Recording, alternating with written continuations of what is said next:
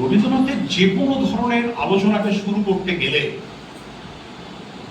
রবীন্দ্রনাথকে তার যে ক্রমবিকাশ, তার রচনার যে বিভিন্ন পর্যায়, সেগুলোকে খুব বিস্তৃতভাবে আলোচনা না করলেও একটু ছোট করে সাধারণ আমি ধরেই নিচ্ছি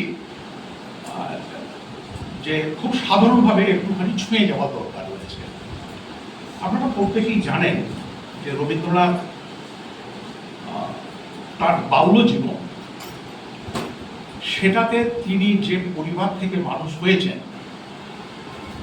সেখানে তার পিতা এবং মহর্ষি দেবেন্দ্রনাথ তাদের একটা প্রচন্ড প্রভাব ছিল। এবং সেই প্রভাবটাকে আপনারা যদি বলি আধ্যাত্মিকতাবাদ, সেই আধ্যাত্মিকতাবাদের সাথে প্রকৃতি প্রেম। কারণ খুব ছোটবেলাতে বাবার হাত ধরে তিনি হিমালয় ভ্রমণে গিয়েছিলেন এবং প্রথম দিকে রবীন্দ্রনাথের যে রচনা, রবীন্দ্রনাথকে যদি আমরা দুটো পর্বে, অনেক পর্বে ভাগ করা যায়, আমরা যদি দুটো পর্বে ভাগ করি তাহলে প্রথম পর্বের দিকে দেখব ধরুন ব্রহ্মসঙ্গীত, এবং সেখানে লক্ষ্য করলে দেখবেন যে সেখানে রবীন্দ্রনাথের উপরে মূলত প্রভাব পড়েছে দেবেন্দ্রনাথের এবং ঠাকুর পরিবারের। কিন্তু পরের দিকে সেখানে সারা পৃথিবীতে একটা ব্যাপক পরিবর্তন ঘটে যাচ্ছে। কারণ আপনারা শুনেছেন ইতিমধ্যেই, সেটা হচ্ছে রক্তকরবী নাটকটি যখন রবীন্দ্রনাথ নিজের শিলংয়ে ছিলেন পাহাড়, সেখানে 1923 সালে সেটি প্রথম রচিত হয়। 1923 সালে যখন নাটকটি রচিত হয়, তার পরবর্তীকালেতে নাটকটির পূর্ণ মানে একটা গ্রন্থ আকারে যে রূপ লাভ, সেটা ঘটেছিল 1926 সালে, মানে প্রথম প্রকাশ। এখন রক্তকরবী নাটকটি হচ্ছে রবীন্দ্রনাথের যতগুলি নাটক আছে তার মধ্যে সর্বাপেক্ষা বিতর্কিত এবং চর্চিত একটি নাটক। বিতর্কিত এই কারণে বলছি যে রবীন্দ্রনাথ যখন নাটকটিকে লিখছেন, তখন তিনি নাটকটির শুরুতেই বলছেন এটি সত্যমূলক, মানে সত্য ঘটনা অবলম্বন করে এই নাটকটিকে রচনা করা হয়েছে। কিন্তু মুশকিলটা হচ্ছে এই জায়গায় যে রবীন্দ্রনাথ যখন প্রথম নাটকটা লিখছেন, লেখার পরবর্তীকালে কিন্তু রবীন্দ্রনাথ নাটকটা সম্পর্কে সন্তুষ্ট হননি এবং নাটকটাকে উনি বলছেন না, পরবর্তীকালে যারা আলোচনা করছেন তারা বলছেন যে এই নাটকটি হচ্ছে রবীন্দ্রনাথের সর্বশ্রেষ্ঠ একটি রূপক সাংকেতিক নাটক। এখন এই রূপক সাংকেতিক নাটক, এটিকে বোঝার জন্য তার আগে নাটকের তো অনেক ভাগ আছে, আমি সেই ভাগগুলোর মধ্যে যাব না। দেখবেন কিছু নাটক আছে এবং বেশিরভাগ আমাদের বাংলা সাহিত্যের যে নাটক, সেই নাটকগুলি যদি আমরা আমাদের বাংলা সাহিত্যের ক্রমবিকাশকে দেখি, তাহলে চর্যাপদকে বাদ দিলে পরে, চর্যার যে গীত, সেই গীতগুলোকে বাদ দিলে পরে বাদবাকি যেগুলোতে ছিল সেগুলোতে ছিল পৌরাণিক আখ্যান, কিংবা কোনো একটা নাটকের যে প্রেক্ষাপট, দেখবেন বলা হয় ঐতিহাসিক নাটক, কোনোটাকে বলা হয় সামাজিক নাটক। এবং সেই নাটকের যে গতিপথ, সেটার যে সামনের দিকে যখন নাটকটা একটার পর একটা এগিয়ে যাচ্ছে অধ্যায়কে, তখন দেখা যাবে যে সেই নাটকটা খুব স্ট্রেট ওয়ে একটা বক্তব্যের দিকে, সুনির্দিষ্ট মন্তব্যে পৌঁছানোর জন্য নাটকটা ধীরে ধীরে এগিয়ে যাচ্ছে। কিন্তু রবীন্দ্রনাথের এই যে রক্তকরবী নাটক, যেটিকে আমরা রূপক সাংকেতিক নাটক বলছি, সেটির মজাটা হচ্ছে এই জায়গাতে যে এই নাটকের বিষয়বস্তুটা কিন্তু এটা বহুমাত্রিক, মাল্টি ডাইমেনশনাল, এবং বিভিন্ন জায়গাতে খুব ঘন ঘন পট পরিবর্তন হয়েছে। এবং যদি এখানে কোনো শ্রোতাকে বলা হয় বা কোনো যারা পাঠক, তাদেরকে যদি বলা হয় যে রবীন্দ্রনাথের রক্তকরবী নাটকের গল্পটাকে আপনি উপস্থাপিত করুন, তাহলে কিন্তু রবীন্দ্রনাথের রক্তকরবী নাটকের যে মূল স্বাদ, তার ভেতরে কিন্তু ঢোকা যাবে না। ধরুন আমাদের প্রত্যেকেই, আমরা যারা জীবিত মানুষ, আমাদের প্রত্যেকের হৃদয় রয়েছে, হৃৎপিণ্ড রয়েছে। বাইরে থেকে হৃদয়টাকে কিন্তু দেখা যায় না, কিন্তু হৃদস্পন্দনকে অনুভব করা যায়। তেমনি রবীন্দ্রনাথের এই রক্তকরবী নাটককে বুঝতে গেলে বাইরে থেকে হৃদয় খুঁজলে হবে না, তার হৃদস্পন্দনকে অনুভব করতে হবে এবং তার ভেতরেতে আমাদেরকে অবগাহন করতে হবে, যেটা খুবই জটিল। রবীন্দ্রনাথ এই নাটকটিকে যখন প্রথম লিখলেন 1923, লেখার পরে কিন্তু তিনি সন্তুষ্ট হননি। এবং সবচেয়ে মজার বিষয় যারা শুনছেন, যে রবীন্দ্রনাথ এই নাটকটির যে খসড়া, যেটাকে আমরা পাণ্ডুলিপি বলি, সেই পাণ্ডুলিপিটাকে উনি নিজেই বিভিন্ন সময়েতে সেই পাণ্ডুলিপিটাকে বারে বারে পরিবর্তন করেছেন। এবং শুনলে বিস্মিত হবেন যে শুধু রক্তকরবী নাটকের পাণ্ডুলিপির সংখ্যা হচ্ছে মোট 10টি। 10টি হচ্ছে বাংলাতে, এবং এছাড়া আরো 2টি সেগুলোকে ইংরাজিতে সেগুলোকে লেখা হয়েছে। মানে টোটাল যদি পাণ্ডুলিপির সংখ্যা ধরা হয় তাহলে 10 আর 2 মোট 12টা পাণ্ডুলিপি রয়েছে। এবং রবীন্দ্রনাথ বলছেন, এবং রবীন্দ্রনাথ এই 12টা পাণ্ডুলিপির পরেও তার মনে হয়েছে যে আমি এই রক্তকরবী যে নাটকটি, এই নাটকটির পারফেকশন, মানে একেবারে যে নাটকটাকে যেভাবে আমি তৈরি করতে চাইছি, একটা ছবি আঁকছি, কিছুটা মুছছি, আবার নতুন করে রঙের প্রলেপ দিচ্ছি, আবার পরিবর্তন ঘটছে, পরিবর্তন হতে হতে হতে হতে নাটকটা যখন পূর্ণাঙ্গ রূপ পেল, তখনও কিন্তু রবীন্দ্রনাথ সন্তুষ্ট হতে পারেননি। এটা প্রথম ঘটনা। এখন এরপরে আমরা যেটা লক্ষ্য করব সেটা হচ্ছে যে এই নাটকটাকে নিয়ে রবীন্দ্রনাথ নিজেও এত তার ব্যক্তিগত জীবনে তিনি এত বিভ্রান্ত হয়েছিলেন যে তিনি নিজে ঠিক করতে পারছিলেন না যে নাটকটাকে আমি কিভাবে প্রেজেন্ট করব। মানে রবীন্দ্রনাথের নাট্যচর্চার ক্ষেত্রে এহেন জটিলতা এবং এহেন এই যে পাজলনেস আমরা বলি, এহেন জটিলতা বা বিভ্রান্তি তিনি নিজে বোধহয় অন্য কোনো নাটকের ক্ষেত্রে অনুভব করেননি। যে কারণে দেখবেন যে নাটকটা প্রথম যখন নামকরণ করেন, তখন নাটকটির নাম দেওয়া হয় যজ্ঞপুরী। আমি ঘটনাতে যখন আসবো তখন যজ্ঞপুরীর কথাটাই প্রধানত উঠে আসবে। ওটা একটা স্থানের নাম, যে এলাকাটাকে কেন্দ্র করে পরবর্তীকালে নাটকটি বিবর্তিত হয়েছে। যজ্ঞপুরী যেহেতু একটা পার্টিকুলার স্থান, কিন্তু নাটকটির যে পার্সপেক্টিভ বা প্রেক্ষাপট, যে প্রেক্ষাপটে আমি এখনো ঢোকার সুযোগ পাইনি, সেটা এত ব্যাপক। রবীন্দ্রনাথ দেখলেন না, যজ্ঞপুরী একটা নির্দিষ্ট এলাকার মধ্যে সীমাবদ্ধ থাকলে নাটকের প্রতি সুবিচার হবে না। যে কারণে রবীন্দ্রনাথ পরবর্তীকালেতে এই নাটকটির নামকরণ করলেন নন্দিনী। নন্দিনী হচ্ছে রক্তকরবী নাটকের প্রাণ।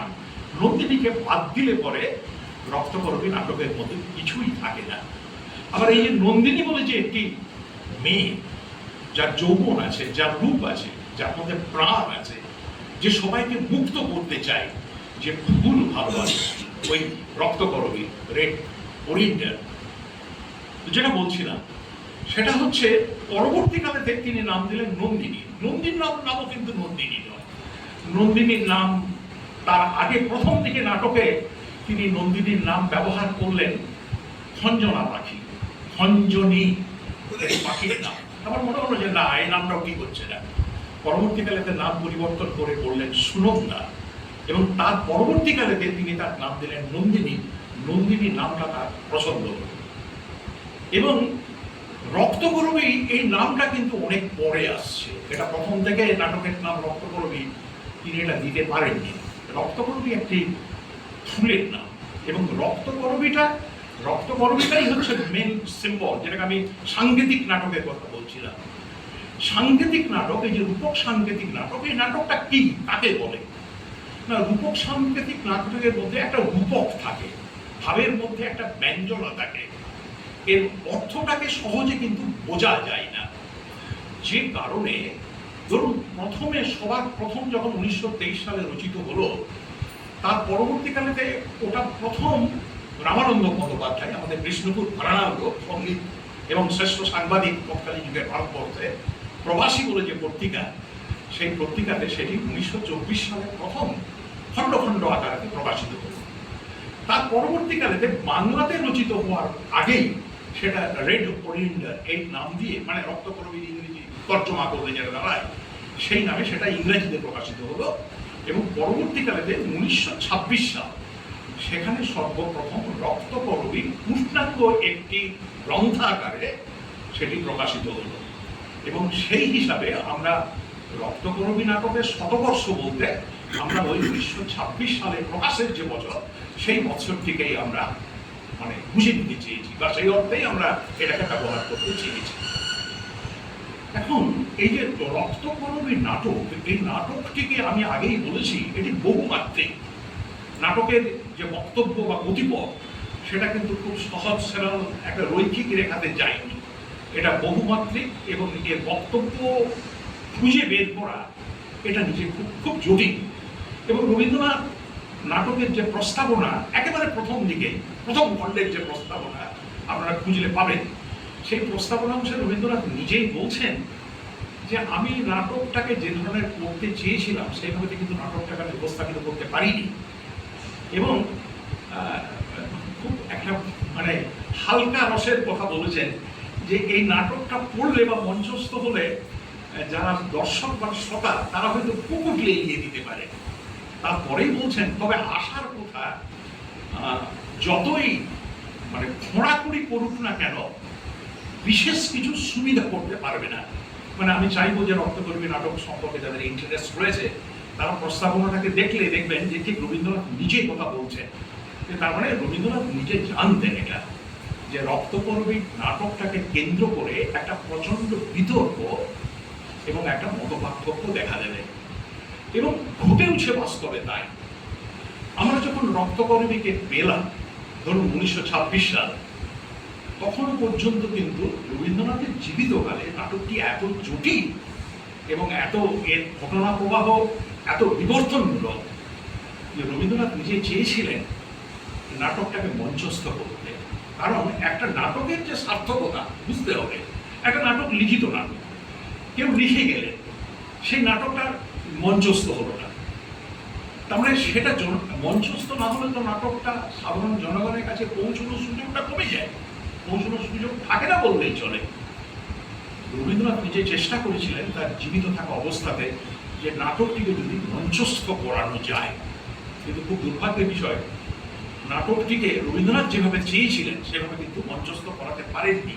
এবং তার পেছনে মূল কারণ ছিল রবীন্দ্রনাথ নিজেই বলছেন যে নন্দিনীর ভূমিকায় কে অভিনয় করবে, আমি সঠিক নন্দিনী চরিত্র অভিনয় করার জন্য কোনো মহিলা চরিত্রকে খুঁজে পাইনি। এবং আমরা দেখেছি পরবর্তীকালেতে যে রবীন্দ্রনাথ জীবিত থাকাকালীন ঠাকুর পরিবারে, কলকাতার জোড়াসাঁকোর ঠাকুর পরিবারে, সেখানে 1934 সালেতে ঠাকুর পরিবারের নিজেদের পরিবারের যারা সদস্য তারা ওই নাটকটিকে মঞ্চায়ন করে, মঞ্চস্থ করে। কিন্তু রবীন্দ্রনাথ সেই নাটক দেখে, রক্তকরবী দেখে কিন্তু নিজে কিন্তু আদৌ সন্তুষ্ট হতে পারেনি, তার ভালো লাগেনি নাটকটি। এবং দেখা যাবে যে 1926-এর পর থেকে যদি এটা 2026 সাল হয়, মানে 100 বছর আমরা যদি পার করে এসে থাকি, পেরিয়ে আসে থাকে, এই 100 বছরের ইতিহাসে আমরা রক্তকরবী নাটকটিকে কিভাবে দেখছি। এই রক্তকরবী নাটকটা দুটো ভাবে আমরা দেখছি। প্রথম কথা হচ্ছে যে রক্তকরবী নাটকের একটা সুনির্দিষ্ট টেক্সট আছে, যেটা বিশ্বভারতী তার গ্রন্থন বিভাগ থেকে, তার প্রকাশনা সংস্থা থেকে কপিরাইট করে যাতে কেউ বিকৃত না করতে পারে সে গ্রন্থ আকারে প্রকাশ করেছে, এবং যেটা আমাদের কাছে স্ট্যান্ডার্ড রক্তকরবীর প্রকাশনা সংস্থা বলে আমরা ধরে নিতে পারি। এবং ওই গ্রন্থটি স্নাতকোত্তর যারা মাস্টার ডিগ্রি লেভেলের স্টুডেন্ট বিশ্বভারতী এবং অন্যান্য ইউনিভার্সিটিতে, সেখানে শ্রেণীকক্ষে রক্তকরবী নাটকটিকে পাঠদান করা হয়। এখন শ্রেণীকক্ষে একটা নাটককে পাঠদান করা হচ্ছে, সেখানে শিক্ষক তিনি রক্তকরবী নাটকটার যে লিখিত অংশ সেটা ছাত্রছাত্রীদের কাছে বা শ্রোতাদের কাছে উপস্থাপন করছেন এবং তার বিশ্লেষণ দিচ্ছেন, সেটার একটা ফল। কিন্তু নাটকটা আমি আগেই বলেছি, যদি কোনো নাটককে মঞ্চস্থ করা না যায়, নাটকের যদি মঞ্চায়ন না ঘটে, তাহলে নাটকের যে আসল স্বরূপ অর্থাৎ যে রস, রূপ রস, তার মধ্যে ঢোকার সুযোগ থাকে না। এবং সেটা কিন্তু সঠিকভাবে ওই রক্তকরবী নাটকে করা যায়নি। তার বহু বছর পরবর্তীকালে সৌম্যমিত্র বহুরূপী বলে তার যে নাট্য সংস্থা, সেখানেই সর্বপ্রথম রক্তকরবী নাটকের একটা পূর্ণাঙ্গ রূপ দিলেন। এবং আমরা তো বহুরূপী সৌম্যমিত্রের ওই যে মূল মঞ্চের অভিনয়, সেটা তো আমরা বোধহয় এখানে অনেকেই দেখিনি, কিন্তু পরবর্তীকালে তার যে অডিও ভার্সন বা তার যে ভিডিও ভার্সন, সেগুলো এখন খুঁজলে পাওয়া যায়, সেগুলো হয়তো আমরা কেউ দেখেছি, এবং আমরা রক্তকরবী বলতে ওইটাই বুঝে থাকি। এটা গেল একটা ভূমিকার বিষয়। এখন রক্তকরবী নাটকটিকে বুঝতে গেলে রবীন্দ্রনাথ যে সময় এটাকে লিখছেন সেই সময়টাকে আমাদেরকে একটু ছুঁয়ে যেতে হবে বা ধরতে হবে। আপনারা দেখেছেন, আপনারা প্রত্যেকেই জানেন যে 1914 থেকে 1919 আমাদের ভারতবর্ষ নয় গোটা পৃথিবীর ইতিহাসে প্রথম বিশ্বযুদ্ধ ঘটে গেছে। প্রথম বিশ্বযুদ্ধ, এটা অবশ্যই এটা সহমত হবেন এখানে যারা রয়েছেন, বিশেষ করে বামপন্থী মানসিকতার মার্ক্সীয় তত্ত্ব যারা চর্চা করেন, আমরা বলি যে প্রথম বিশ্বযুদ্ধ এবং দ্বিতীয় বিশ্বযুদ্ধ এটা বাজার দখলের লড়াই। তার মানে পুঁজিপতি রাষ্ট্রগুলো কিভাবে বাজার দখল করে নিজেদের আধিপত্য বিস্তার করে তার লড়াই। এটা ঘটছে 1914 থেকে 1919। 1920 সালেতে গান্ধীজির অসহযোগ আন্দোলন, আমাদের রাজনীতির ক্ষেত্রে গান্ধীজির প্রবেশ, গান্ধীর অসহযোগ আন্দোলন এটা খুব গুরুত্বপূর্ণ। এবং গান্ধীজির অসহযোগ আন্দোলনে এবং বয়কট, সত্যাগ্রহ, এগুলোকে যদি আমরা রিলেট করি, আমি খুব বিনীতভাবে প্রকাশ করতে চাইছি, এটা আমার নিজস্ব ব্যক্তিগত অভিমত, সেটা হচ্ছে রবীন্দ্রনাথ যদি গান্ধীজির ওই অসহযোগ বা সত্যাগ্রহের দ্বারা সামান্যতম প্রভাবিত হয়ে থাকেন সময়ের নিরিখে, তাহলে দেখবেন যে সেখানে শোষণ আছে, সেখানে বঞ্চনা আছে, সেখানে ইংরেজরা শোষণ করছে ভারতীয়দের উপরেতে, ঔপনিবেশিক একটা শোষণ, অত্যাচার। সেটা রবীন্দ্রনাথের বিভিন্ন কবিতা, গান, উপন্যাস সেখানে বারে বারে ফুটে উঠেছে, নাটকেও ফুটে উঠেছে। আপনারা গোড়া দেখেছেন সম্প্রতি, তাদের আমাদের আলোচিত হয়েছে। আফ্রিকা কবিতা, সেখানে রবীন্দ্রনাথের প্রশ্ন বলে যে কবিতা, বিভিন্ন জায়গাতেই কিন্তু এই সাম্রাজ্যবাদের বিরুদ্ধে উনি লেখনী ধারণ করেছেন। এবং রবীন্দ্রনাথ যখন খুব ছোট বয়স, 18 কি 20, তখন উনি একটা বিখ্যাত প্রবন্ধ লেখেন। প্রবন্ধটা খুব সম্ভবত 1904 সাল নাগাদ লিখিত হয়েছিল, চীনে মরণের ব্যবসায়। খুব ইন্টারেস্টিং এবং খুব সাংঘাতিক, নড়িয়ে দেওয়া একটা প্রবন্ধ। যে প্রবন্ধের মূল বিষয়বস্তু হচ্ছে যে ইংরেজ সাম্রাজ্যবাদী শক্তি তারা চীনের লোকদেরকে কি করে জোর করে আফিম তৈরি করতে বাধ্য করছে, মানে আমাদের এখানকার নেটকর সাহেবদের মতো। এই ঘটনাটা ঘটছে ঠিক এই সমসাময়িক সময়তে রবীন্দ্রনাথের পারিবারিক তার কৌলিন্যের সুবাদে, তার অর্থনৈতিক কৌলিন্যের সুবাদে তার সুযোগ ঘটেছিল ভারতীয় সীমানা ছাড়িয়ে পৃথিবীর বিভিন্ন প্রত্যন্ত অঞ্চলে ঘুরে বেড়ানো। ইউরোপ সফর গেছেন তিনি, রাশিয়া ভ্রমণ গেছেন তিনি, চীন ঘুরেছেন তিনি, জাপান ঘুরেছেন। এবং রবীন্দ্রনাথের সমসাময়িক সময়তে 1917 সাল, বলতে অসুবিধা নেই, আপনারা প্রত্যেকে বুঝে গেছেন হয়তো, সেখানে লেনিনের নেতৃত্বে রুশ বিপ্লব ঘটে যাচ্ছে। এবং পৃথিবীর ইতিহাসে রুশ বিপ্লবী প্রথম বিপ্লব, যেখানে একটা পুঁজিবাদী গণতান্ত্রিক অর্থনীতির বিরুদ্ধে সরাসরি লড়াই, এবং পৃথিবীর ইতিহাসে বলসেভিক মুভমেন্টের থ্রু দিয়ে মাধ্যমে সেখানে পৃথিবীর ইতিহাসে প্রথম সমাজতন্ত্র প্রতিষ্ঠিত হলো। তার মানে এখানে এই যে শ্রেণী বিভক্ত সমাজের বিরুদ্ধে সমাজ, সেখানে পুঁজিপতিদের বিরুদ্ধে শ্রমিকদের যে সংগঠিত আন্দোলন, সেই আন্দোলনটা কিন্তু রবীন্দ্রনাথ তিনি সচক্ষে দর্শন করছেন এবং তার অনুভূতিতে এইগুলো রয়েছে। তাহলে ব্যাপারটাকে যদি একটু সামাপ করি, সেটা হচ্ছে প্রথম বিশ্বযুদ্ধের ঘটনা, পরবর্তীকালেতে গান্ধীজির সত্যাগ্রহ। এছাড়া আমি উল্লেখ করলাম 1917 সালেতে সোভিয়েত ইউনিয়নেতে সেখানে বলসেভিক আন্দোলনের মাধ্যমে সেখানে শ্রমিক শ্রেণী সমাজতান্ত্রিক দল ক্ষমতা দখল করে নেওয়া। এইরকম একটা প্রেক্ষাপটে রবীন্দ্রনাথ, যেহেতু তিনি সমাজ সচেতন, কারণ প্রথমার্ধে রবীন্দ্রনাথ ছিলেন আধ্যাত্মিকতাবাদে বিশ্বাসী, কিন্তু জীবনের দ্বিতীয় পর্যায়ে, প্রথম পর্যায়ে যদি আমি বলি ব্রহ্মসঙ্গীত, সান্ধ্য সঙ্গীত, এই ধরনের যদি সমস্ত লেখাগুলো থাকে, দ্বিতীয় পর্যায়ে রোগশয্যায়, আরোগ্য, এই ধরনের যে সমস্ত ঘটনাগুলো। এবং এই সময়তে দেখবেন যে রবীন্দ্রনাথ যে সমস্ত নাটকগুলো লিখছেন, যেমন কালের যাত্রা, যেমন খুব বিখ্যাত রবীন্দ্রনাথের নাটক হচ্ছে মুক্তধারা। সেখানেতে একটা নদীর জল, বাঁধের জল চাষিদের কিভাবে ব্যবহার করবে, একদল চাইছে সাধারণ কৃষকরা চাষের জলের জন্য বাঁধের জলকে ব্যবহার করুক, আর একদল মানে লোক তারা চাইছে যে না, এটাকে ব্যবহার করা যাবে না। রবীন্দ্রনাথ নাটকটির শুরুতেই একটা কথা বলেছেন যে এই নাটকটাকে বুঝতে গেলে আমি সমাজে, ভারতীয় সমাজে তিনি যে সমাজকে লক্ষ্য করে লিখছেন সেখানকার যারা লোকজন, সেই লোকজনকে রবীন্দ্রনাথ দুটো ভাগে ভাগ করছেন এবং বলছেন যে আমার নাটকটা এই দুটো সম্প্রদায়ের মধ্যে একটা লড়াই।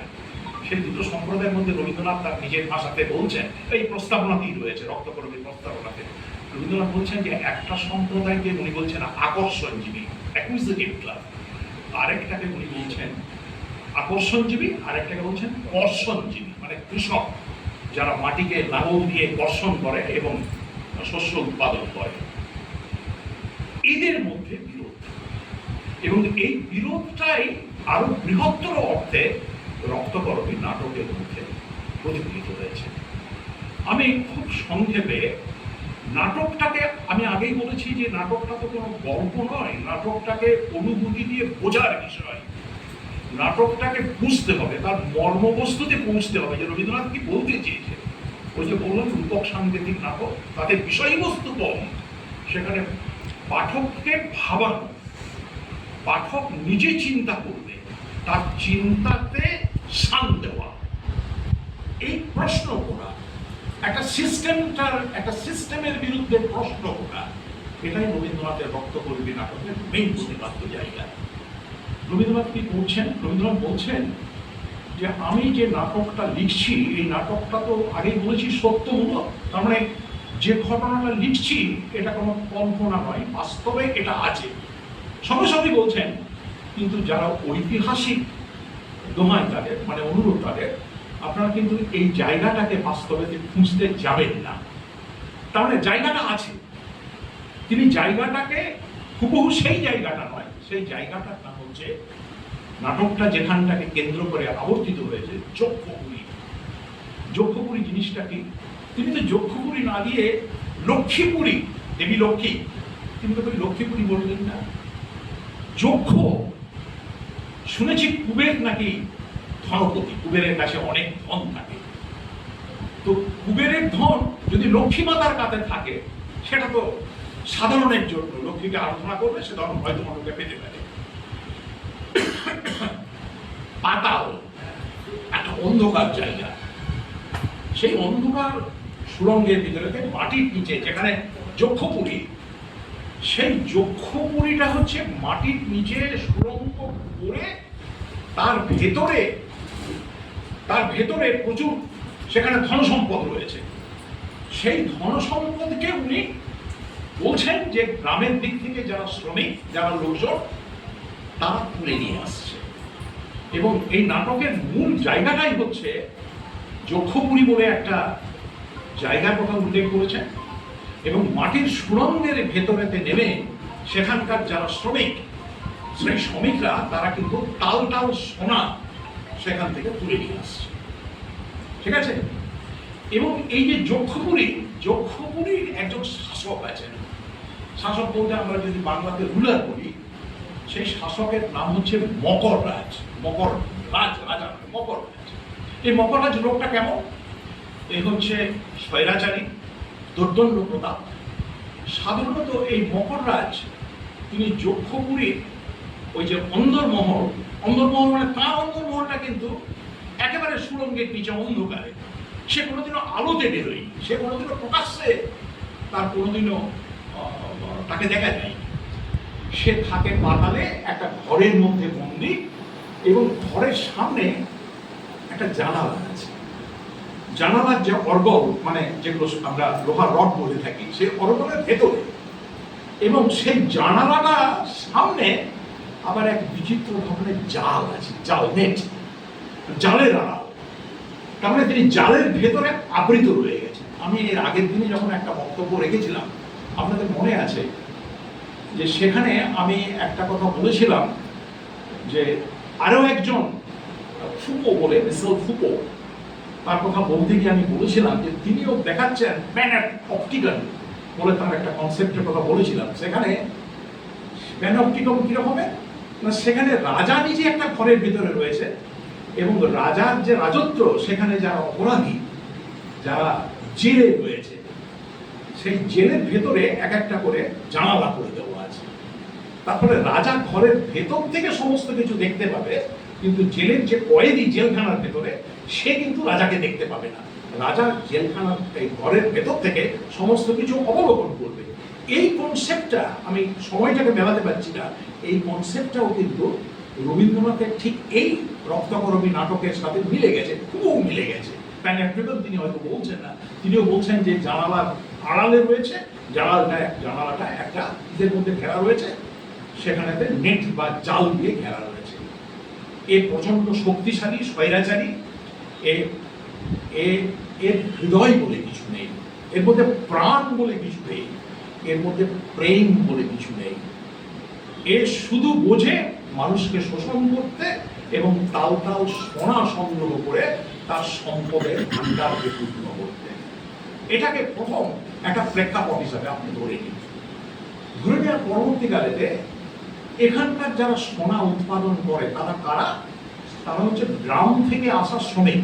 আমি গ্রাম কথাটাকে মানে সচেতনভাবে গ্রাম কথাটাকে গুরুত্ব দিতে চাইছি। রুরাল সোসাইটি, আরবান সোসাইটি নয়, ইন্ডাস্ট্রিয়াল সোসাইটি নয়।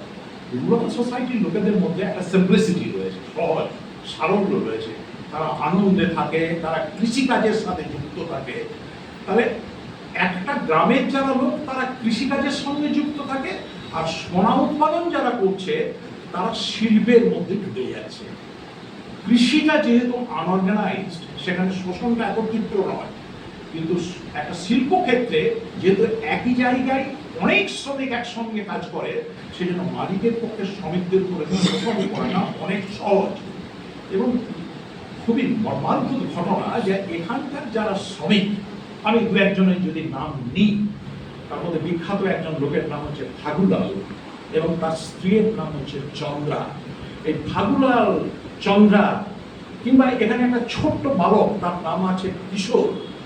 এছাড়া নাটকের আরেকটি প্রাণ, যার সাথে নন্দিনী, সে প্রাণের সখা, সে ভালোবাসা, নন্দিনীর প্রেমিক সখা, সে হচ্ছে রঞ্জন। এরা কিন্তু সবাই শ্রমিক, এরা সবাই ওই সোনার খনির নিচে, যক্ষপুরীর নিচে তাদেরকে বাধ্য করা হয় সেখানে সোনা তুলতে। কিন্তু যখন তাল তাল সোনা তুলছে, সেই সোনার উপরেতে কিন্তু এদের কোনো অধিকার নেই, কারণ এরা তো বর্ষণজীবী, আর ওই আগেকার যারা তারা হচ্ছে আকর্ষণজীবী। এই আকর্ষণজীবীদের প্রধান হচ্ছেন, নেতা হচ্ছেন শাসক মকররাজ। মকররাজ লোকটা কেমন? মকররাজ হচ্ছে খুব বিভৎস দেখতে, গোটা হাতে লম্বা লম্বা নোখ আছে, ভয়ঙ্কর। আফ্রিকা কবিতার ওই যে বলে না যে নোখের মতো নোখ, নোখ করাটা রবীন্দ্রনাথ উল্লেখ করেছেন আফ্রিকা কবিতার মধ্যে, সেখানে এর হাতে নোখ আছে। এর এক হাতে রয়েছে একটা মোড়া ব্যাঙ। খুব বিচিত্র না? খুব ভয়াবহ না? কিরকম ব্যাঙ না, যে ব্যাঙটা একটা পাথরের কুঠিরের ভেতরে, মানে পাথরের ভেতরে 3000 বছর ধরে আটকে রয়েছে। সে পাথরের ভিতরে ঢুকতে জানে, কিন্তু পাথরের ওই কোঠর থেকে সে কিন্তু বেরোতে জানে না। আর তার বাহাতের উপরেতে বসানো রয়েছে একটা ঈগল পাখি। তার মানে আপনি রূপটাকে একটু চিন্তা করুন, যে মকররাজ সে ওই যক্ষপুরীর তিনি সম্রাট, তিনি শাসক, বীভৎস দেখতে, ভারী চেহারা, গুরুগম্ভীর, তার কথাবার্তা, লোকজনের সঙ্গে তার সরাসরি সাক্ষাৎ নেই, যেহেতু জালের আড়ালে রয়েছে তাকে লোকে দেখতে পায় না। তার সেখানে তার কাছে এলে তার ডান হাতে যে ব্যাঙটা রয়েছে সে কিন্তু মৃত। তার মানে ডান হাত দিয়ে সে যে কোনো সময় কোনো মানুষকে নিগড়ে মেরে ফেলতে পারে, মৃত্যু অবশ্যম্ভাবী তার কাছে এলে। এটা রূপক। আর অন্য হাতে আছে ঈগল পাখি, সাংঘাতিক, যে টুকরো টুকরো করে ছেড়ে ছেড়ে খেয়ে দিতে পারে। এই ধরনের একটা বিভৎস শাসক, স্বৈরাচারী শাসক এবং একমাত্রিক, যে কোনো কিছু মানে না, যে শুধু বোঝে তাল তাল সোনা। এটা রবীন্দ্রনাথ নাটকে তো অঙ্কন করছেন। ঘটনাচক্রে ঠিক এইরকম একটা পরিবেশে, একটু বলে নিয়ে এই জায়গাটা একটু এগিয়ে দিয়ে, যদিও এটা পরে বলার কথা, সেটা হচ্ছে যে এই যে শাসককে সাহায্য করে তার কাজে, এখানে যে শ্রমিক যারা তারা হচ্ছে খোদাইকার। খোদাইকার হচ্ছে যারা ওই পাথরটাকে খোদাই করে সোনাটাকে বের করে, এবং খোদাইকর ছাড়া এদের উপরে, খোদাইকরদের উপরে মাতব্বরি করার জন্য, তাদের উপর দেখভাল করার জন্য, তাদেরকে জোর করে কাজ করার জন্য সেখানে রয়েছে মোড়ল। এই মোড়লদেরকে বলে সর্দার। সর্দাররাও এককালে কিন্তু খোদাই করছিল, কিন্তু ওই রাজার সাথে তাদের সখ্যতার ফলে তারা খোদাই কর থেকে পরবর্তীকালেতে সর্দারে রূপান্তরিত হয়েছে। কারণ সর্দার মোড়ল, তার সাথে যুক্ত হয়েছে পুরোহিত, গোসাই তাকে বলা হয়। গোসাই সেটাও আছে এই নাটকের মধ্যে। গোসাই কি করে, সে মাঝে মধ্যে শ্রমিকদেরকে আসে এবং শ্রমিকদেরকে স্তব বাক্য দেয়, বলে আমরা যেমন বলি না যে সবই তো ধর্মের, কি বলি জানো, সবই কপালের দোষ, এটা তোমার কপালে ছিল, ঘটেছে, মানে ধর্মের তোমায় ঈশ্বর যা চান, ঈশ্বর যা করেন সব মঙ্গলের জন্য করেন। তেমনি গোসাইও মাঝে মধ্যে শ্রমিকদের কাছে হঠাৎ হঠাৎ আসবে খোদাইকারদের কাছে, এবং খোদাইকারদেরকে বলবে যে তোমরা কাজ করছো বলেই তো আমরা খেতে পাচ্ছি, তোমরা আছো বলেই কিন্তু আমাদের এই যজ্ঞপুরীর এত উন্নতি, এত বিকাশ। তার মানে তাদেরকে এক ধরনের তাদেরকে স্তোত প্রাপ্য দিয়ে তাদেরকে কাজ করতে ঘুরিয়ে রাখা। এখানে সবচেয়ে গন্ডগোল যে জায়গাটা, সেটা হচ্ছে বিশেষ করে দুটো চরিত্র। একটা হচ্ছে রঞ্জন, তার সাথে বিশু পাগলকেও যোগ করবো। বিশু পাগলও একজন খোদাইকার এবং শ্রমিক, এবং তার সাথে কিশোর। নাটকটা শুরু হচ্ছে খুব বিচিত্রভাবে। নাটকটা তো আমি খানিকটা এগিয়ে নিয়ে গেলাম। আমি বলেছি তো এটা এক্স্যাক্টলি কোনো গল্প নয়, এটা বহুমাত্রিক, বিভিন্ন ডাইমেনশনে ঘন ঘন চেঞ্জ হচ্ছে। মানে একটা সহজ সরল রৈখিক রেখাতে কিন্তু নাটক এগোয়নি। কিরকম, আমি তো নাটকের বইটা আমার কাছে নেই এই মুহূর্তেতে। সেখানে শুরু হচ্ছে কিশোর বলে যে একটি বাচ্চা ছেলে, হঠাৎ করে তার আবির্ভাব। প্রথম অধ্যায়তে, প্রথম অঙ্কেই তার আবির্ভাব, এবং সে ঢুকছে কি করে, সে বলছে নন্দিনী নন্দিনী নন্দিনী নন্দিনী, আমি তোমার জন্য রক্তকরণী ফুল নিয়ে আসছি। মানে কনসেপ্টটা এই। তখন কিশোরকে নন্দিনী কিন্তু বাচ্চা ছেলে, তাকে খুব ভালোবাসে, তাকে হয়তো একটু প্রশ্রয় দেয়। তখন নন্দিনী বলবে, এবং কিশোর বলবে যে আমি তোমার জন্য রক্তকরবী ফুল তুলে নিয়ে এসেছি। তুমি যে বলেছিলে রক্তকরবী আমার চাই। মানে নন্দিনীর খুব প্রিয় ফুল হচ্ছে রক্তকরবী। রক্তকরবীটা একটা সিম্বল, রবীন্দ্রনাথ যেটা নাটকে দেখাতে চেষ্টা করেছেন, এটা প্রতিবাদের, এবং এটা যৌবনেরও বটে। এটা লাল রক্তপরিমার যে গরিমা, তার যে গৌরব, সেটা নাটকের মধ্যে অনেক ব্যাপক। এবং সেই রক্তকরবী ফুলটা ফুটেছে কোথায় না, ফুটেছে ওই যজ্ঞপুরীর থেকে সামনেই, জানালা থেকে দেখা যায়, অন্য কোনো জায়গা থেকে দেখা যায় না। সেখানে জানালা থেকে দেখা যাচ্ছে যে জানালার বাইরে কিছু জঞ্জাল পড়ে রয়েছে, লোহা লক্কর, ভাঙা ফুটো। তার মধ্যে থেকে একটা ছোট্ট গাছ রক্তকরবী সে প্রস্ফুটিত হয়েছে, এবং সেই রক্তকরবীটি কিশোর তুলে নিয়ে এসেছে নন্দিনীকে উপহার দেব বলে। আর নন্দিনী সে ফুল খুব ভালোবাসে, সে গলাতে কণ্ঠহার হিসাবে ব্যবহার করে, সে খোঁপাতে রক্তকরবী ফুল ধারণ করে, তার কানে রক্তকরবী। অ্যাকচুয়ালি রক্তকরবী এটাই হচ্ছে নাটকের আসল। নন্দিনী এবং রক্তকরবী এই দুটো ভাষ্য ভাষা, মানে একটাকে বাদ দিয়ে পরে আর একটা হয় না। এবং সেখানে এই রক্তকরবীটা হচ্ছে যৌবন, এটা হচ্ছে প্রেম, এটা হচ্ছে ভালোবাসা, তার সাথে প্রতিভা। এবং এইভাবে দেখা যাবে যে ওই খনির ভেতরে, মানে খনি বলছি যেটা পাতালের ভেতরে, যারা খোদাইকাররা, যারা কাজ করে, যাদেরকে বাধ্য করে, তারাও ঘটনাচক্রে তাদের মনে হয় যে না, আমাদের পাতালের ভিতরে সোনা তুলতে কিন্তু ভালো লাগছে না। এবং সেটা ফাগুলাল, আমি আগেই বলেছি, শ্রমিক ফাগুলালের যে স্ত্রী চন্দ্রা, তার মুখ থেকে স্পষ্টভাবে বেরিয়ে এসছে কথাটা। চন্দ্র বলছে ফাগুলালকে, চলো এখান থেকে আমরা পালিয়ে যাই। তখন ফাগুলাল বলছে যে না, এখান থেকে তো পালানোর কোনো পথ নেই, এখানে ঢোকার পথ আছে, কিন্তু বেরোনোর এখান থেকে কোনো পথ নেই, অসহায়। এবং একটা সময় দেখা যাবে যে এই ফাগুলাল, চন্দ্রা, তাদের জীবনটাও তারা চাইছে, তারা কিন্তু এই সিস্টেমটাকে মেনে নিতে পারছে না, কিন্তু তাদেরও মনে হচ্ছে যে না, আমাদেরও আরো বেশি বেশি করে সোনা তুলতে হবে, আরেকটু সুখ, আরেকটু আনন্দ। আমি একটা ছোট্ট ঘটনার কথা উল্লেখ করি এখানে নাটকের ভেতরে।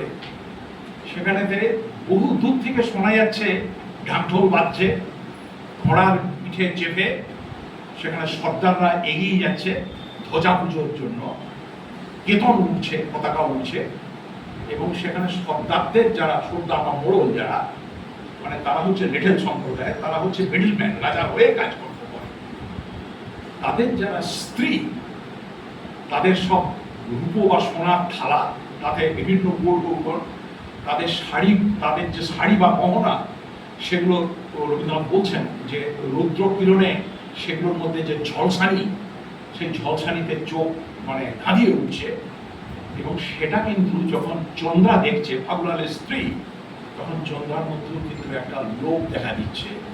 তারপরে দেখুন, এরা শোষিত, এরা নিপীড়িত, ফাগুলাল, চন্দ্রা, এরা, কিন্তু এরাও ওই সিস্টেমটার কাছে সারেন্ডার করছে, আরো একটু টাকা, আরো একটু অর্থ, এবং তার ফলে ফাগুলাল, চন্দ্রা বললো যে চলো আমরা পালিয়ে যাই, কিন্তু ফাগুলাল পালানো তো দূরের কথা, যে ফাগুলাল সারাদিনে আমাকে 12 ঘন্টা কাজ করতো, সে আরেকটু বেশি সোনা, আরেকটু বেশি অর্থের জন্য আরো 4 ঘন্টা কাজ বাড়িয়ে দিল। তার মানে 12 ঘন্টা 4 ঘন্টা 24 ঘন্টার মধ্যে সে 16 ঘন্টা কাজ করতে বাধ্য, সে কাজ করে যাচ্ছে। তাহলে মানুষকে লোক কিভাবে পেয়ে বসে, এইরকম ঘটনাগুলো চলতেই থাকে। এর মধ্যে খুবই ব্যতিক্রমী যে চরিত্র, সেটা হচ্ছে নন্দিনী। নন্দিনী হচ্ছে রক্তকরবী নাটকের আসলে প্রাণ। নন্দিনী বুঝতে পারছে শোষণ আছে, কিন্তু নন্দিনী যে সবাইকে ভালোবাসে, নন্দিনীর মধ্যে ভালোবাসা আছে। নন্দিনী হচ্ছে প্রেমের প্রতীক, সে যৌবনের প্রতীক, সে মুক্তির প্রতীক। তাহলে যারাই নন্দিনীর সংস্পর্শে এসেছে, তারাই কোনো না কোনোভাবে নন্দিনীকে ভালোবেসে ফেলেছে। কিন্তু নন্দিনী শুধু একজনকেই ভালোবাসে, সে হচ্ছে তার প্রেমিক সখা, সে হচ্ছে রঞ্জন। এবং দেখা যাবে যে রবীন্দ্রনাথ কি বিচিত্র লেখনী, কি অনুভূতি, মানে কোন তুরীয় লোক, কোন মার্গীয় লোকে রবীন্দ্রনাথ পৌঁছেলেন। সেখানে নাটকটাকে যদি আপনারা কয়েকবার ধরে পড়েন, তাহলে দেখবেন যে নাটকের ভিতরে, মঞ্চে, মেইন যে জায়গা, সেখানে কিন্তু রঞ্জনের উপস্থিতি খুব খুব কম।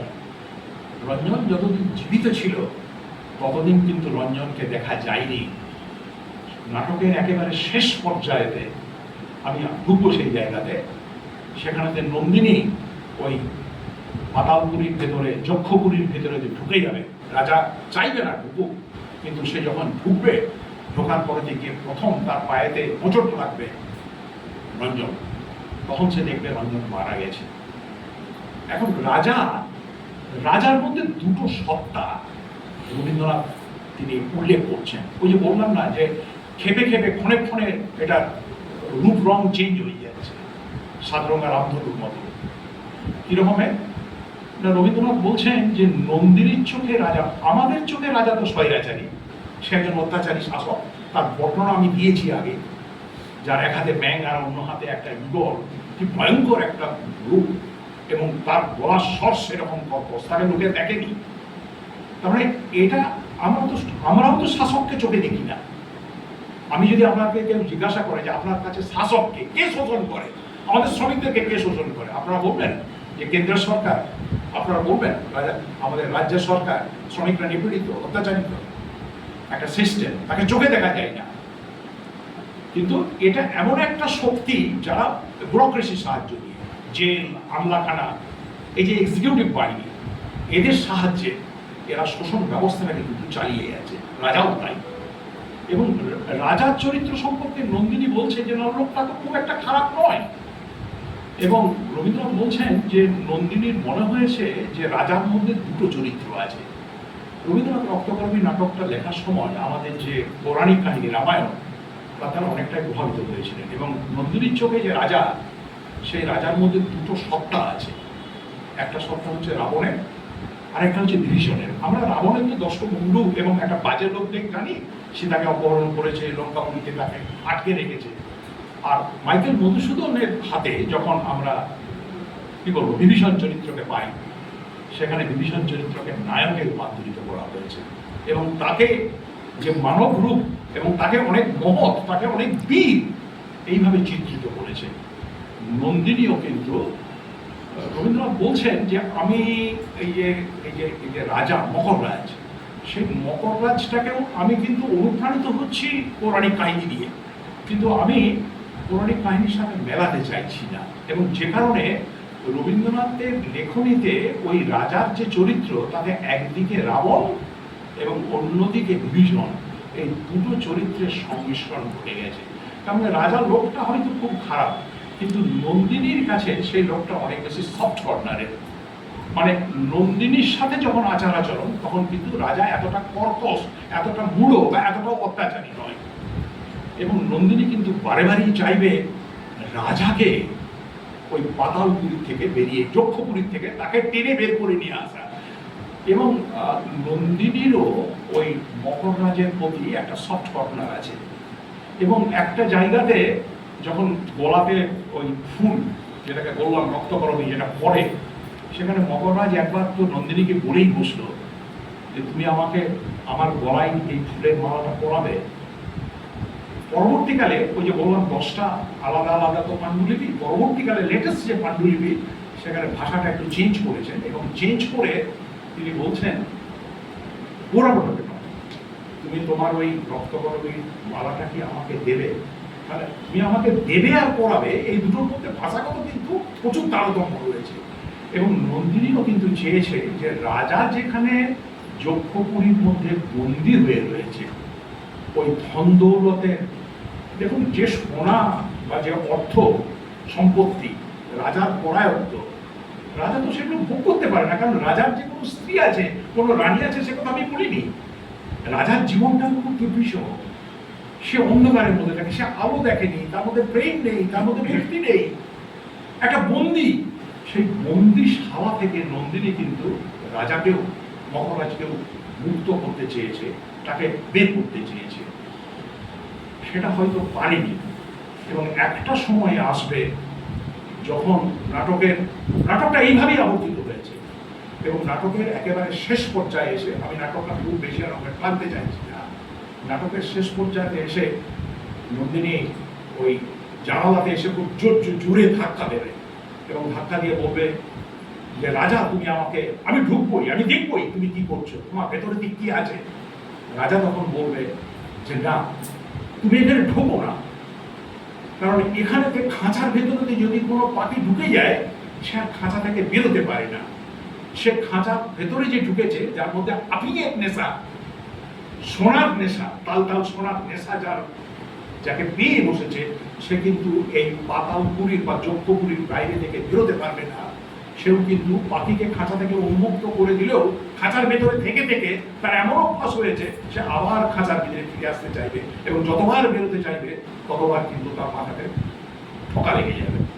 নন্দিনী রাজাকে উত্তর দিচ্ছে, তার উত্তর যে না না, জেলেরা যখন মাছ ধরে তখন দেখবেন যে সেখানে মাছ ছাড়া অন্য ধরনের এক পরজীবী মৎস্য নয়, অন্য পরজীবী মৎস্য সেই জালেতে আটকে যায়, এবং সেই মৎস্যকে কেউ ভক্ষণ করতে পারে না, সে কিন্তু জালটাকেই নষ্ট করে দেয়, জালটাকে কেটে সে বেরিয়ে চলে আসে। নন্দিনীও বলছে আমিও কিন্তু সেই জাল কেটে বেরিয়ে আসার পরে। এবং নাটকের শেষ দিকে নন্দিনী চাইবে যে রাজার প্রতি তার ভালোবাসা নেই, তার রঞ্জনের প্রতি ভালোবাসা। এবং আমি বলছিলাম যে রঞ্জন কিন্তু মঞ্চে নেই, মজার বিষয়, কিন্তু রঞ্জনের উপস্থিতি গোটা নাটকে ছড়িয়ে রয়েছে। মানে সরাসরি রঞ্জনকে কেউ দেখছে না, কিন্তু নাটকের যতগুলো দৃশ্য তার বেশিরভাগ জায়গাতে কিন্তু রঞ্জনকে নিয়ে আলোচনা। রঞ্জন আসবে, রঞ্জন আমাকে ভালোবাসে, ও রঞ্জন রঞ্জন রঞ্জন কখন আসবে, তুমি জানলে কি করে রঞ্জন কখন আসবে। এবং সবার শেষের দিকে যখন রাজাকে টেনে বের করে নিয়ে আসার চেষ্টা করবে, তখন বলবে রাজা আমি তোমাকে আর মানি না, আমি তোমার বিরুদ্ধে বিদ্রোহ করব। রাজা তখন বলে তো তোমার এত সাহস যে তুমি একটা সামান্য মেয়ে হয়ে তুমি রাজার বিরুদ্ধে বিদ্রোহ, রাজার বিরুদ্ধে আন্দোলন।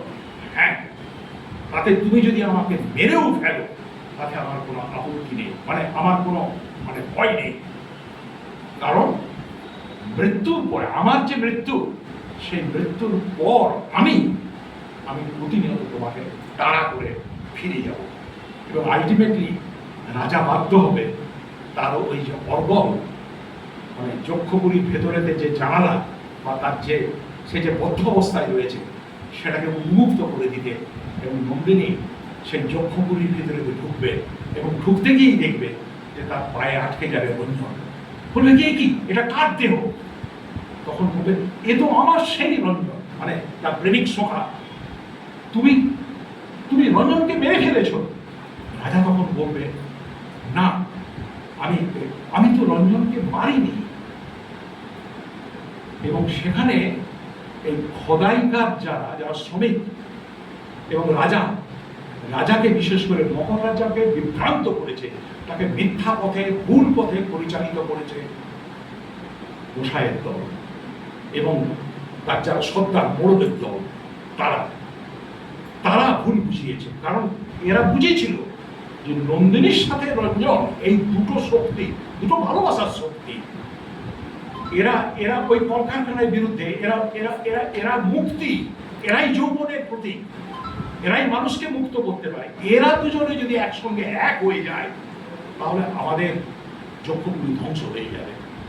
এবং রাজা রঞ্জনকে মারে, নিজের হাতে মারে, কিন্তু রাজা না জেনে মারে এবং রাজারও নিজের খুব আফসোস হয়। এবং তারপর আরেকটু যখন এগিয়ে যায় নন্দিনী পাতালপুরীর ভেতরে, যজ্ঞগুলির ভেতরে দেয়, তখন সে দেখতে পায় সামনে আরেকটা লাশ পড়ে রয়েছে এবং তার হাতে রক্তকরণী, এবং সেটা হচ্ছে ঈশ্বর। এবং সেটা বুঝতে পারে যে তাহলে রাজা সে নিজে কিন্তু রঞ্জনকে এবং ঈশ্বরকে মেরে ফেলেছে। খুবই মর্মান্তিক, খুবই দুঃখজনক অবস্থা। তখন রাজা বুঝতে পারে যে আমি নিজেই এই সিস্টেমটার কাছে আমি নিজেও বন্দী হয়ে গেছি। আমি যাদেরকে নিজের হাতে গড়ে তুলেছি, ওই আমাদের বলে না ফ্র্যাঙ্কেনস্টাইন মনস্টারের মতো দৈত্য আকারে, ফ্র্যাঙ্কেনস্টাইনের যে দৈত্য যেভাবে ফ্র্যাঙ্কেনস্টাইন তাকে জন্ম দিয়েছিল এবং সেই দৈত্যই পরবর্তীকালে রাজা ফ্র্যাঙ্কেনস্টাইনকে মেরে ফেলে, তেমনি রাজাও বুঝতে পারে যে আমারই গড়ে তোলা এই ব্যবস্থাপনা এবং এই ব্যবস্থার কাছে আমি পরাজিত। আমি তো চাইনি রঞ্জনের মৃত্যু, আমি তো চাইনি একটা কিশোর বালকের মৃত্যু। এবং তখন ও বলবে যে আমি তোমার বিরুদ্ধে লড়াই করব। এবং রাজা তখন বলবে, সারেন্ডার করবে রাজা নন্দিনীর কাছে। এখানেই নাটকের সার্থকতা। এবং নন্দিনীর হাতটা বাড়িয়ে দেবে নন্দিনীর দিকেতে, নন্দিনী রাজার হাত ধরে তাকে টেনে যজ্ঞগুলি থেকে বের করবে এবং রাজা বলবে যে আজকে ধ্বজা পুজো রয়েছে, আমি আর ধ্বজা পুজোতে যেতে চাইছি না, আমি এই ধ্বজাকে টেনে নামিয়ে দিলাম, ভেঙে দিলাম এই ধ্বজা। এবং নন্দিনীকে বলবে তুমি এই কেতন পতাকা, তুমি এই কেতনকে ছিঁড়ে ফেলো। তার মানে যে সিস্টেমটাকে সে নিজে গড়ে তুলেছিল সেই সিস্টেমটার বিরুদ্ধে, ওই শোষণবাদী সিস্টেম, তার বিরুদ্ধে সে কিন্তু জেহাদ ঘোষণা করতে বাধ্য হলো। এবং রাজা নন্দিনীর হাত ধরে বেরিয়ে যখন আসছে, তখন নন্দিনী তাকে শোনাচ্ছে, ওই কান পেতে দূরে শোনা যাচ্ছে, পৌষ তোদের ডাক দিয়েছে, বাইরে চলে যায়। পৌষ হচ্ছে সোনার মাঠে ধান পড়েছে, সোনার মতো তার রং, সূর্যের কিরণ পড়েছে, আলো, যেখানে অন্ধকার নেই, যেখানে মুক্তি আছে, যেখানে আনন্দ আছে, যেখানে প্রেম আছে, যেখানে ভালোবাসা আছে।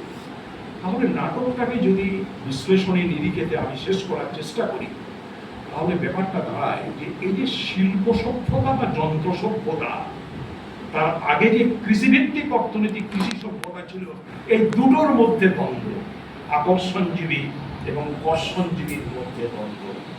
কিন্তু সম্মানীয় যারা সবজিবিত্ত যারা শুনছেন, আপনারা বোধহয় লক্ষ্য করেছেন, আমি আবার ফিরে যাচ্ছি আমার সূচনা অংশে। দেখুন, নন্দিনীর হাত ধরে যক্ষ রাজা তার মুক্তি করত সিস্টেমটার বিরুদ্ধে জিহাদ ঘোষণা করে। কিন্তু মার্ক্সীয় যে দর্শন, সেখানে শ্রমিকরা যে আন্দোলন করবে, মানে শ্রেণী সংগ্রাম বলতে যেটা বোঝায়, রবীন্দ্রনাথের লেখনীতে কিন্তু শ্রেণী সংগ্রাম নেই। বোধহয় সেখানে গান্ধীজির প্রভাব, অসহযোগ এবং বয়কট আন্দোলন, সুফি মুভমেন্ট, এবং আমি বলতে ভুলে গেছি যে ফরাসি সাংকেতিকবাদ বদলেয়ার, সার্ল বদলেয়ার, এদের যে কবিতা, এটা রবীন্দ্রনাথ পড়েছিলেন, রবীন্দ্রনাথের উপর এটা তার প্রভাব রয়েছে। এবং দেখবেন যে রবীন্দ্রনাথ যতগুলো রাজার চরিত্র করেছেন, সেই রাজার চরিত্রগুলো কিন্তু এই ধরনের কিছুটা স্টিরিওটাইপ, এবং সেখানে আন্দোলন, সেখানে রক্তক্ষয়ী একটা শেষ পরিণতি, এবং পরবর্তীকালে যে মেহনতি জনগণের যে জয়, যেটা আমরা আজকের নিরিখে আমরা প্রত্যাশা করি, সেটা রবীন্দ্রনাথ সেই জায়গাতে পৌঁছতে পারেননি তার সময়ের সীমাবদ্ধতা এবং তার পারিবারিক সীমাবদ্ধতার জন্য। এবং দেখবেন আফ্রিকা কবিতা, যেটা একেবারেই সাম্রাজ্যবাদ বিরোধী, উপনিবেশবাদ বিরোধী, মানহারা মানবিক আমাদের যে আফ্রিকা মহাদেশ, সেখান সম্পর্কে যে বর্ণনা করেছে, তার সবার শেষের লাইনে রবীন্দ্রনাথ বলছে ওই ক্ষমা করার কথা। রবীন্দ্রনাথের যে প্রশ্ন কবিতা, সেখানে সবার শেষের লাইনেতে রবীন্দ্রনাথ বলছেন এ কথা, যাহারা তোমার বিষাইছে বায়ু বিভাইছে আলো, তুমি কি তাদের ক্ষমা করিয়াছ, তুমি কি বেসেছ ভালো। তার মানে রবীন্দ্র সৃষ্টিতে ভালোবাসা, এটার জয় জয়গান করেছে। তাহলে মাননীয় যারা শ্রোতৃবৃন্দ, মানে আপনারা যারা শুনছেন, আপনারা বুঝতেই পারছেন যে নাটকটা কিন্তু আজকের দিনের লেখা নয়। নাটকটা লেখা হয়েছে আজ থেকে 100 বছর আগে, এবং নাটকটা সঠিক যে মঞ্চায়ন, যার উপরে একটা নাটকের সার্থকতা নির্ভর করে, এক এক জনে এক একভাবে নাটকটাকে উপস্থাপিত করেছে। যারা শ্রেণীকক্ষে পাঠদান করছেন তারা এক ধরনের, যারা নাটকটাকে মঞ্চস্থ করছেন, আপনারা ইউটিউব চ্যানেলগুলো যদি খোলেন দেখবেন প্রচুর নাটক হয়েছে। তার মানে রবীন্দ্রনাথ যে কতটা আধুনিক, রবীন্দ্রনাথ যে কতটা প্রাসঙ্গিক, সেটা এই রক্তকরবী নাটককে দিয়ে বোঝা যায়। এই যে নন্দিনী চরিত্র এবং এই যে ঘটনা, এই ঘটনাটা তো আমাদের সমাজে এখনো আছে। এখনো তো শাসক আছে, যে শাসক অদৃশ্য ওই জানালার খাঁচার ভিতরে ঢুকে বসে থাকে। আজকের দিনের মডার্ন সোসাইটিতে কর্পোরেট ওয়ার্ল্ড, কর্পোরেট দুনিয়া, সেখানে যে শাসক বোঝার উপায় নেই। সেখানকার যারা তরুণ যুবক যুবতী, তারা ঘন্টার পর ঘন্টা আরো টাকা, আরো টাকা, আরো দাও, আরো দাও, তারা শ্রম করতে বাধ্য হচ্ছে। এই কারণে রবীন্দ্রনাথের যে নাটক, এই নাটকটা চিরকালীন একটা আধুনিক নাটক। এখানেই রবীন্দ্রনাথের আধুনিকতা, যেখানে বিদ্রোহ আছে, সংঘাত নেই, যার পরিসমাপ্তি ঘটেছে ক্ষমা, মানুষের ক্ষমাই পরম ধর্ম, এবং সবাইকে নিয়ে চলা মুক্তি। রক্তকরবী নাটকটি কৃষিভিত্তিক সমাজের সাথে সেখানে শিল্পভিত্তিক সভ্য সমাজের দ্বন্দ্ব, সেখানে শ্রমিক আর মালিকের দ্বন্দ্ব, যেটা ইংল্যান্ডের শিল্প বিপ্লবের পরবর্তীকালে প্রকট হয়ে উঠেছিল, তারই নবরূপায়ণ ঘটিয়েছে। সেই কারণে রক্তকরবী নাটকের যে চর্চা, এই চর্চাটা কিন্তু জারি থাকবে। রবীন্দ্র চর্চা গ্রুপ, আমি যেটা বলেছিলাম যে এই নামকরণটা যেহেতু রবীন্দ্র চর্চা গ্রুপ, আমি ব্যক্তিগতভাবে চাই রবীন্দ্র চর্চা গ্রুপের রক্তকরবী নাটক নিয়ে চর্চা প্রথম হোক, এবং এটা ফোকাস হোক, এটা মিডিয়াতে জানুক যে হ্যাঁ রবীন্দ্র চর্চা গ্রুপ করেছে। কারণ রবীন্দ্রনাথকে যদি বুঝতে হয়, শুধু রবীন্দ্রনাথের নৃত্য, রবীন্দ্রনাথের কবিতা, রবীন্দ্রনাথের কোনো ডান্স ড্রামা, এগুলো তো শুধু রবীন্দ্রনাথকে নয়, রবীন্দ্রনাথকে বুঝতে হবে। সুতরাং রবীন্দ্রনাথ যে কতটা প্রাসঙ্গিক, এর শুধু শতবর্ষ নয়। প্রশ্ন উঠতে পারে যে 100 বছর পরে আমরা হঠাৎ করে শতবর্ষ রবীন্দ্রনাথ, 100 বছরের আগে কেন নয় রক্তকরবী, কিংবা 100 বছর পেরিয়ে গেলে কি তাহলে রক্তকরবী চর্চা চলবে না? আমার মনে হয় মনুষ্য সভ্যতা যতদিন টিকে থাকবে, রক্তকরবী ও মুক্তধারার মতো নাটক এটা যুগে যুগে চর্চিত হবে। এবং আমি আমার সাধ্য মতো, আমার ক্ষমতা খুব বেশি নয়, আমি সাহিত্যের লোক বলি, আমি নিজে সোশ্যাল সায়েন্স, পলিটিক্যাল সায়েন্সের অধ্যাপক ছিলাম। সেখানে বাংলা সাহিত্যের মধ্যে ঢুকে তাকে অনুকূল বিশ্লেষণ করা, এটা আমার সাধ্যাত্ম। আমি যেটুকু বুঝেছি, আমার নিজের কাছে যেভাবে মনে হয়েছে, তা আরো অনেক ডাইমেনশন আছে যেগুলো আমি অনেকটা কাটছাট করতে চেষ্টা করেছি, তাহলে ধরা যাবে না। গল্পটা কম, অনুভূতিটা বেশি।